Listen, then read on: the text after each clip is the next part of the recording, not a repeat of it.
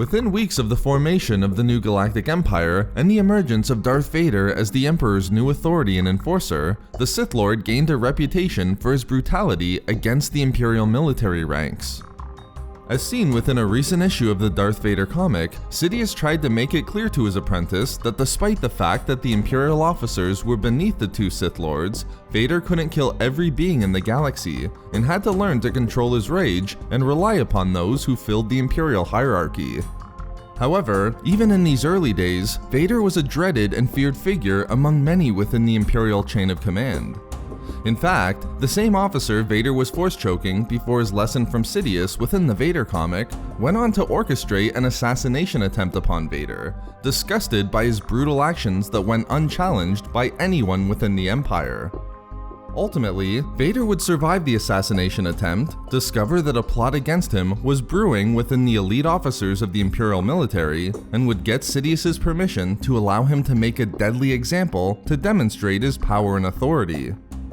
But while this story unfolded recently within the current canon, it wasn't the first time that a plot was conceived of among the Empire's military officers to kill Vader for his brutality against them. In fact, one of the most interesting stories was seen within a 1981 comic entitled "To Take the Tarkin." In this video expose, I will explain how a group of the Empire's officers aboard an Imperial superweapon called the Tarkin pledged to kill Vader in response to the seemingly endless amount of executions he would conduct against those within the Imperial ranks, only months before the events of Episode 6. In the aftermath of the Battle of Hoth, the Imperial Grand Admiral Mardio Bach ordered their newest superweapon, the Tarkin, to destroy the planet of A-10-2. The destruction of the planet allowed the rebellion to become aware of the Empire's dreaded new weapon. The Tarkin was designed and built following the destruction of the first Death Star at the behest of Sidious, which implemented the same weapon system as its predecessor and was named in honor of the late Grand Moff Tarkin. Understanding that the Tarkin had to be destroyed, the rebellion formed an elite commando team consisting of Luke, Leia, Chewbacca, C-3PO, and R2-D2 to infiltrate the superweapon and destroy it from within.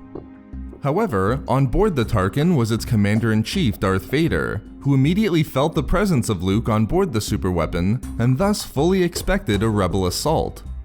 As Vader went to go take care of Luke and the other rebel infiltrators personally, he left a window of opportunity for Colonel Nord, General Beale, and the other core group of commanding officers aboard the Tarkin to secretly meet within an obscure maintenance area. At their meeting, the officers agreed that too many within their ranks had fallen to the whims of Vader for the smallest mistakes that anyone could make. With Vader so focused on his obsession with finding Luke, the officers concluded that now was the perfect and perhaps only time to strike. Having grown tired and fed up with Vader's unforgiving nature and brutality towards them, they formulated a plan to rid themselves of the Sith Lord. By the time Luke reached the reactor generator as part of the rebel sabotage plan, Vader was already there waiting for him. However, before the two could confront each other, Colonel Nord took the opportunity that presented itself and remotely opened an airlock aboard the Tarkin, attempting to eject Vader into space. Unfortunately for Colonel Nord and the rest of his Imperial co-conspirators, Vader was able to use his power in the dark side to prevent his being jettisoned into space, pull himself back aboard the Tarkin, and close the airlock behind him.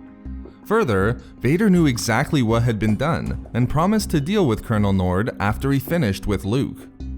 Fortunately for the rebel sabotage mission, despite being lost aboard the massive vessel, Leia found herself within the Tarkin's activating mechanism that controlled its central cannon. Recognizing that it was exactly the same as the original schematics to the first Death Star, Leia sabotaged the firing mechanism by reversing the super laser's firing controls, which would cause the Tarkin to self-destruct when its primary weapon was fired. Although the sabotage mission was all but a failure, the rebel commando team stole an unused transport and attempted to make their escape from the superweapon.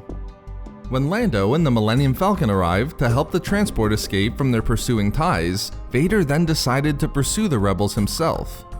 With Vader having been disabled following his dogfight with the Millennium Falcon, Colonel Nord discovered that he could take care of both Vader and the rebels together. he ordered that the primary cannon be ready to fire upon the fleeing rebels, knowing full well that Vader would be within the path of the super laser.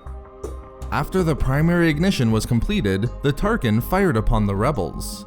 But thanks to the tampering conducted by Leia, the superweapon fired upon itself and the entire superweapon exploded, thereby destroying both the Tarkin and the plot against Vader at the same time.